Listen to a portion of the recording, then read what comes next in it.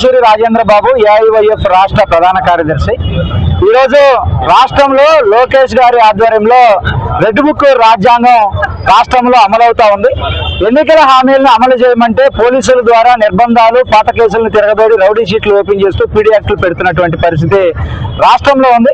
ఎన్నికల సందర్భంగా నిరుద్యోగ యువతకు ఉద్యోగాలు ఇస్తామన్నారు, జాబ్ క్యాలెండర్ ప్రకటిస్తామన్నారు, ఫీజు రీయింబర్స్మెంట్ బకాయిలు 100 రోజుల్లో చెల్లిస్తామని హామీ ఇచ్చారు। ఇంతవరకు బకాయిలు చెల్లించలేదని చెప్పేసి అడిగినటువంటి విద్యార్థి యువజన సంఘాల నాయకుల మీద పాత కేసులు 2-3 సంవత్సరాల నుంచి ఉన్నటువంటి కేసులను తిరగదోడి రౌడీ షీట్లు ఓపెన్ చేస్తా ఉన్నారు। ఈ రోజు రాష్ట్ర వ్యాప్తంగా విద్యార్థి యువజన సంఘాలుగా నిరసన కార్యక్రమాలకు పిలుపునిస్తే రాత్రి నుంచి అక్రమ అరెస్టులు, హౌస్ అరెస్టులు చేసి ఇబ్బందులు పెడుతున్నటువంటి పరిస్థితులు ఉన్నాయి।